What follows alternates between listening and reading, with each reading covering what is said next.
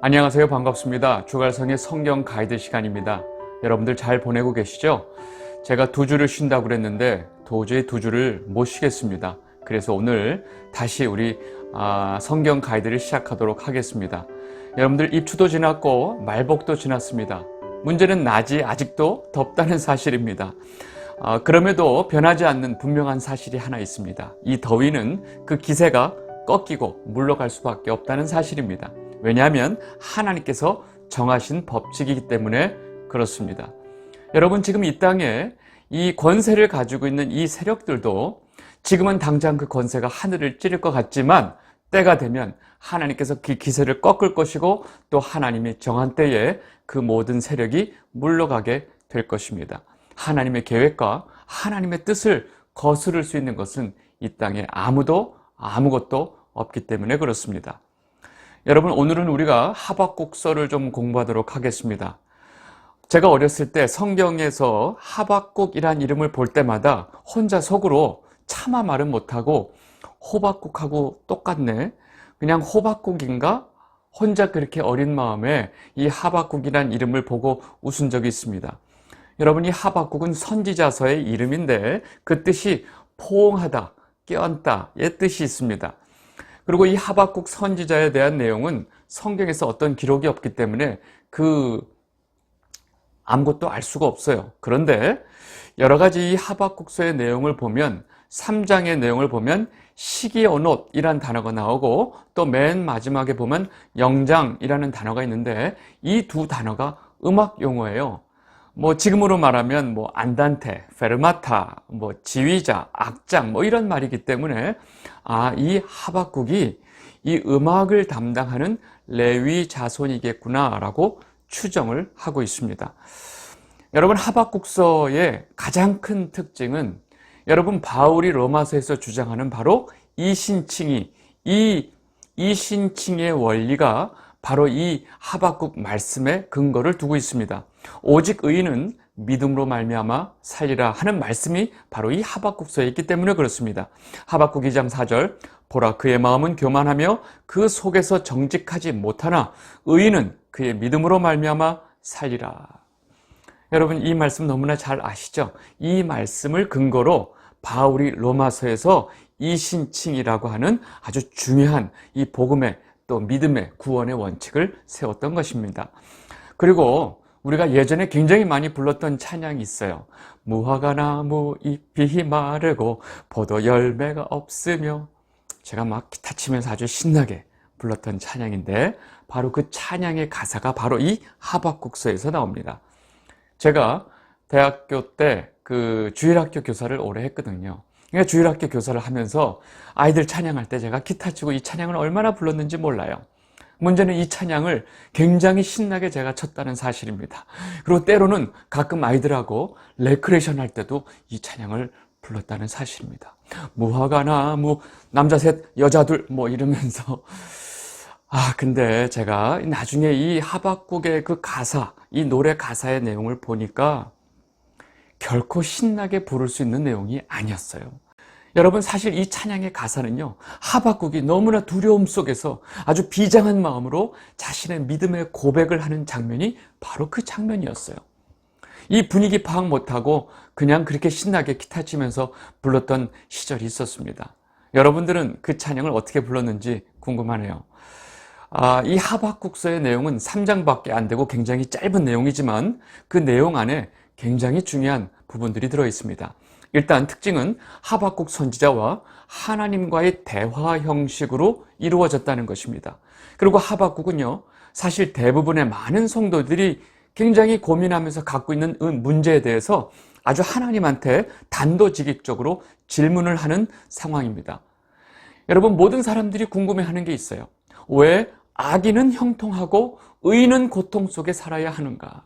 왜 악인은 저렇게 잘 나가고 저렇게 형통한가에 대한 질문을 가지고 있는데, 사실은 하박국이 하나님에 대해서 이 질문을 아주 단도직입적으로 하고 있습니다.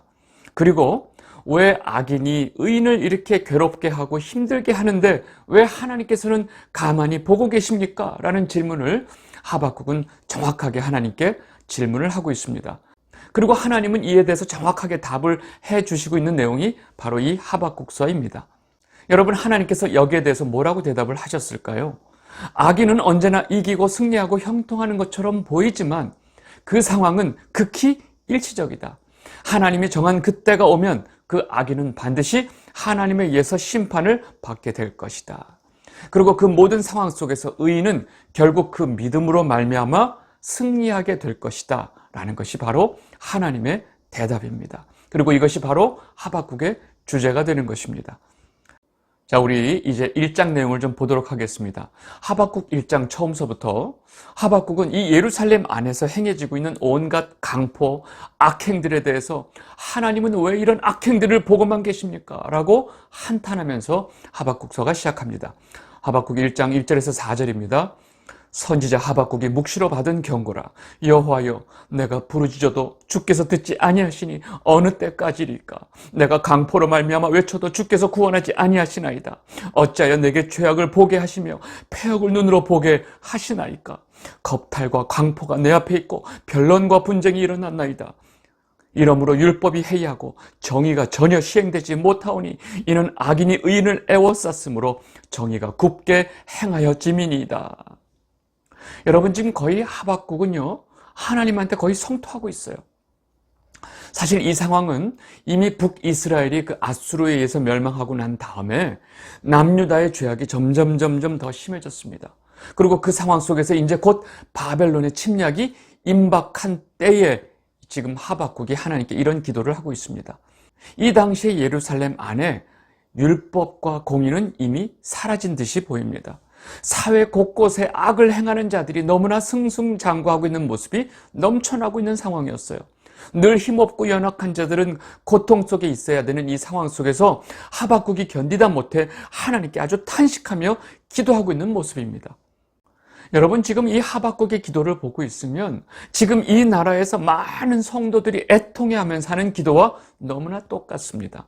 여러분, 다시 말해서 지금 이 하박국의 탄식과 기도는 바로 지금 우리의 탄식이고 바로 우리의 기도가 되는 것입니다. 그리고 이에 대한 하나님의 응답은 역시 우리 기도의 응답이 될 수 있다는 사실입니다.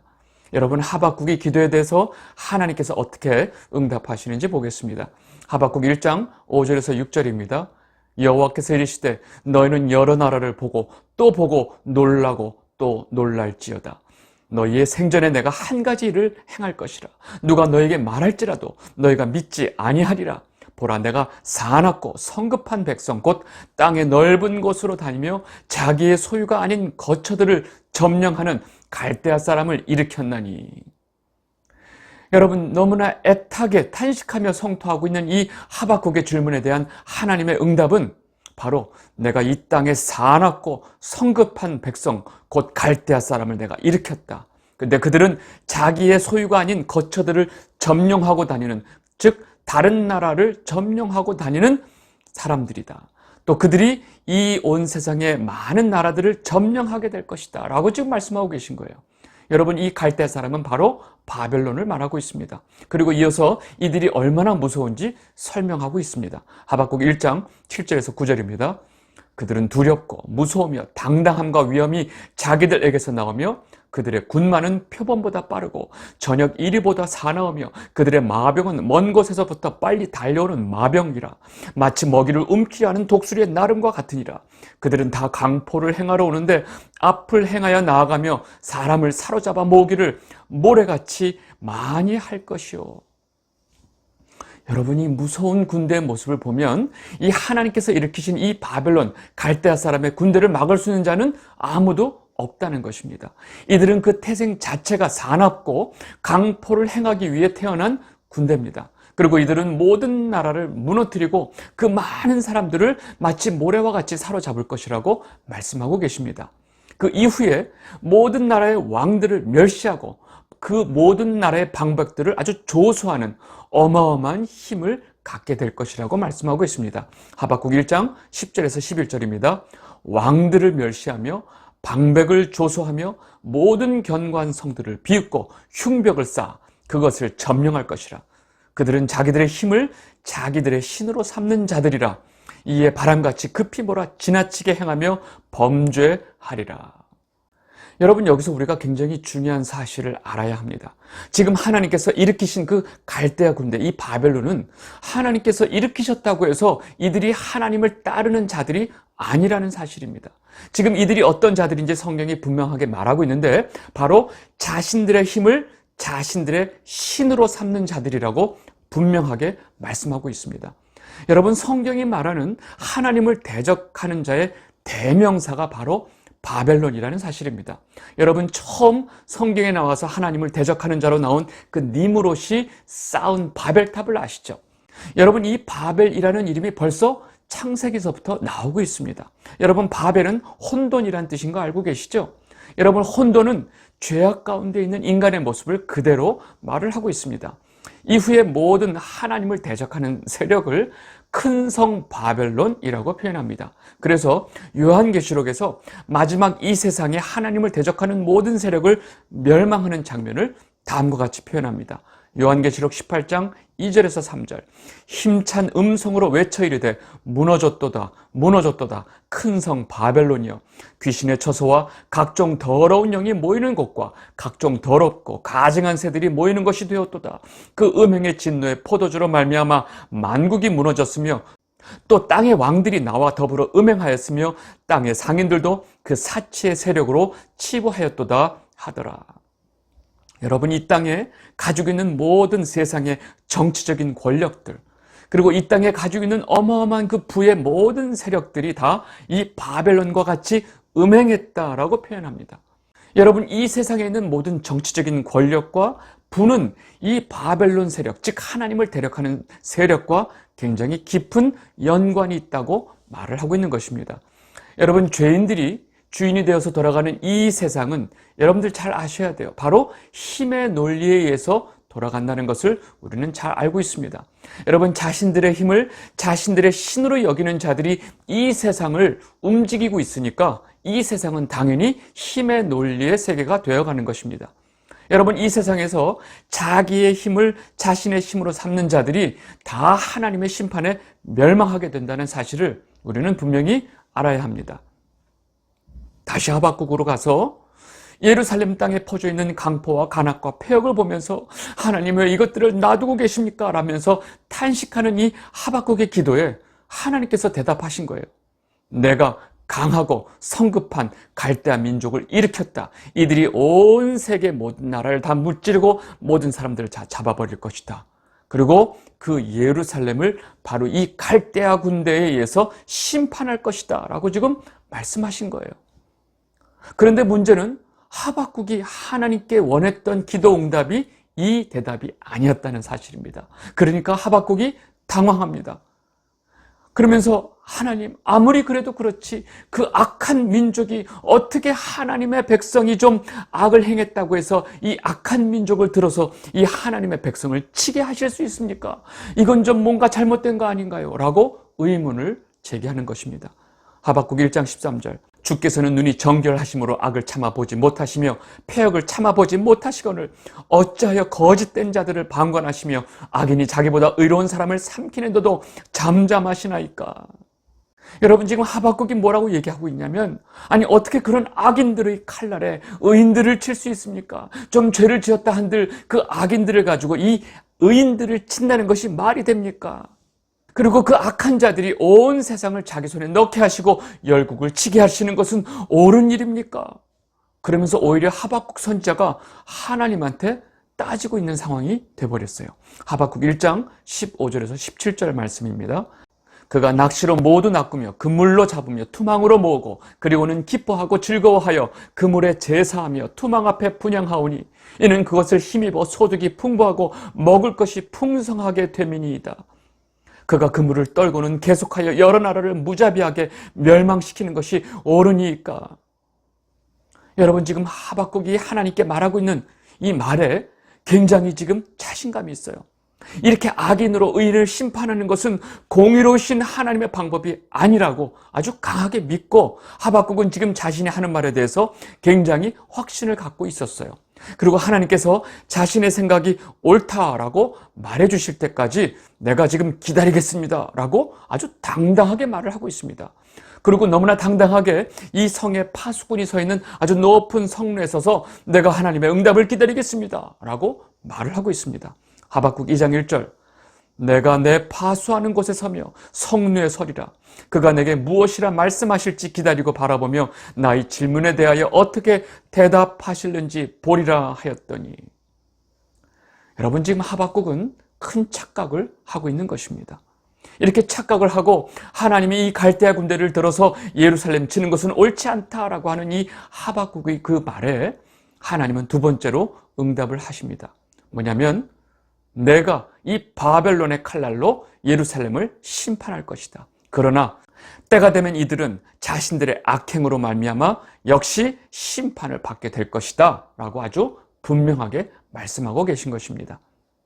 하박국 2장 2절에서 3절, 여호와께서 내게 대답하여 이르시되 너는 이 묵시를 기록하여 판에 명백히 새기되 달려가면서도 읽을 수 있게 하라. 이 묵시는 정한 때가 있나니 그 종말이 속히 이르겠고 결코 거짓되지 아니하리라. 비록 더딜지라도 기다리라. 지체되지 않고 반드시 응하리라. 여러분, 하나님은 너무나 분명하게 말씀하셨어요. 그들이 그렇게 힘을 쓰고 모든 세상을 뒤집어 엎을지 모르지만 다 정한 때가 있다. 그들의 종말도 속히 이를 것이고 결코 거짓되지 않을 것이다. 너희들이 생각할 때 더디게 느낄지라도 기다려라. 반드시 이 모든 묵시는 응할 것이다 라고 하나님이 아주 분명하게 말씀을 하고 계신 것입니다. 이렇게 하나님께서는 예루살렘 성을 바벨론의 칼날에 붙이시지만 그 가운데 있는 진짜 의인들은 하나님께서 어떻게 하시느냐에 대한 말씀을 하고 계십니다. 하박국 2장 4절, 보라 그의 마음은 교만하여 그 속에서 정직하지 못하나 의인은 그의 믿음으로 말미암아 살리라. 여러분, 하나님께서는 이렇게 바벨론의 칼날로 예루살렘을 다 심판하실 거라고 말씀하시면서도 그 안에 의인들은 자신의 믿음으로 말미암아 살 것이다 라고 선포하신 것입니다. 여러분, 그렇다면 이 말씀에 대해서 우리가 한 가지 오해할 수가 있습니다. 의인은 그의 믿음으로 말미암아 살리라 하는 이 말을 우리가 잘못 오해하면 이 믿음을 한 개인이 의지를 가지고 챙기고만 있으면 그 의인은 살 것이다 라고 오해하는 겁니다. 아닙니다. 믿음은 한 개인이 내가 잘 챙기고 있다고 생각해서 생기는 것이 아니라는 사실입니다. 여러분, 믿음은 하나님께서 일방적으로 주시는 하나님의 선물이라는 사실입니다. 에베소서 2장 8절에서 9절, 너희는 그 은혜에 의하여 믿음으로 말미암아 구원을 받았으니 이것은 너희에게서 난 것이 아니요 하나님의 선물이라.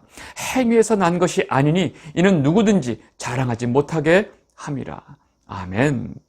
여러분, 믿음이 하나님의 선물이라는 사실은 여러분 한 개인이 내가 믿음을 가져야지 해서 믿음을 갖는 것이 아니라는 사실입니다. 다시 말해서 하나님은 자신의 택한 백성, 즉 교회, 성도에게만 믿음을 주신다는 사실입니다. 그리고 그 믿음은 우리가 알다시피 바로 예수 그리스도를 믿는 믿음을 말합니다. 그리고 그 믿음으로 말미암아 우리가 하나님 앞에서 의를 얻어서 의인이라고 여겨지게 된다고 하는 것입니다. 로마서 3장 22절, 곧 예수 그리스도를 믿음으로 말미암아 모든 믿는 자에게 미치는 하나님의 의인이 차별이 없느니라. 여러분, 잠깐 정리하겠습니다. 하나님께서는요, 이 예루살렘 땅에 만연해 있는 모든 악행과 폐역과 강포를 심판하시기 위해 무서운 바벨론 군대를 일으키신다고 말씀하셨어요. 그리고 이 바벨론에 의해서 하나님을 저버리고 하나님을 버린, 하나님의 율법과 하나님의 말씀을 다 버린 이 하나님의 백성들, 예루살렘을 심판하실 거라고 말씀하고 계신 것입니다. 여러분, 만약에 그 가운데 의인이 있다면 어떻게 될까요? 여러분, 의인이 있다는 얘기는 믿음이 있다는 얘기고, 그 믿음은 하나님께서 그에게 믿음을 주셨기 때문에 의인으로서 살 수 있는 것입니다. 그러한 자들, 즉 하나님의 백성, 성도, 교회는 하나님께서 어떤 심판 속에서도 하나님이 그들을 지키고 보호하신다는 사실입니다. 그래서 하나님의 택한 백성, 성도를 성경이 뭐라고 표현하느냐? 환난 속에서 나오는 자들이라고 표현을 합니다. 요한계시록 7장 13절에서 14절 말씀입니다. 장로 중 하나가 응답하여 나에게 이르되 이 흰옷 입은 자들이 누구며 또 어디서 왔느냐? 내가 말하기를 내 주여 당신이 아시나이다 하니 그가 나에게 이르되 이는 큰 환난에서 나오는 자들인데 어린 양의 피에 그 옷을 씻어 희게 하였느니라. 여러분 잘 생각해 보세요. 어린 양의 피에 그 옷을 씻어 흰 옷을 입게 된 자들이 누구일까요? 바로 예수 그리스도를 믿고 있는 바로 성도 교회입니다. 여러분, 이들은 환난 속에 내던져지지만 하나님께서 그 환난 속에서 구원해 주시고 보호해 주신다는 사실입니다. 그리고 이들의 이마에는 그 사람들이 말도 많은 그 666 짐승의 표가 아니고 어린 양의 이름과 하나님 아버지의 이름이 있다는 것입니다. 요한계시록 14장 1절, 또 내가 보니 보라, 어린 양이 시온산에 섰고 그와 함께 14만 4천이 서 있는데 그들의 이마에는 어린 양의 이름과 그 아버지의 이름을 쓴 것이 있더라. 아멘. 여러분, 이마에는 어린 양의 이름과 하나님 아버지의 이름이 있다는 사실입니다. 다른 염려하지 마세요. 그리고 놀라운 사실은 이 어떤 환난 속에서도 하나님의 이 택한 백성들은 하나님의 보호 아래 있고 또 이들의 이마에는 어린 양의 이름이 있다는 것인데, 그리고 이렇게 어린 양의 이름이 이마에 있는 자들, 즉 교회만이 새 노래를 부를 수 있다는 사실입니다. 요한계시록 14장 3절, 그들이 보좌 앞과 내 생물과 장로들 앞에서 새 노래를 부르니 땅에서 속량함을 받은 14만 4천 밖에는 능히 이 노래를 배울 자가 없더라. 아멘. 이 영상을 보고 계신 주갈성 성도 여러분, 지금 이 순간 이 땅에서 벌어지고 있는 이 모든 악행과 폐역과 강포로 인해서 우리는 날마다 숨이 막히고 탄식이 끊이지를 않지만, 중요한 사실은 이 모든 상황이 하나님 손에 있다는 사실을 우리는 분명히 깨닫고 우리의 입술로 고백해야 합니다. 여러분, 이 상황 속에서 우리가 할 수 있는 것은 우리의 구원 되시고 우리의 방패 되시고 우리의 산성 되시는 분은 오로지 하나님 한 분밖에 없다는 믿음의 고백이 될 것입니다. 여러분 모두 마지막 날에 이 땅의 모든 하나님을 대적하는 이 바벨론 세력 큰 성이 무너지고 하나님의 택한 흰옷 입은 자들이 새 노래로 찬양을 부르는 그 순간에 여러분들 모두가 그 자리에 있게 되시기를 진심으로 바랍니다. 오늘 하박국 첫 번째 시간은 여기서 마무리하도록 하겠습니다. 감사합니다.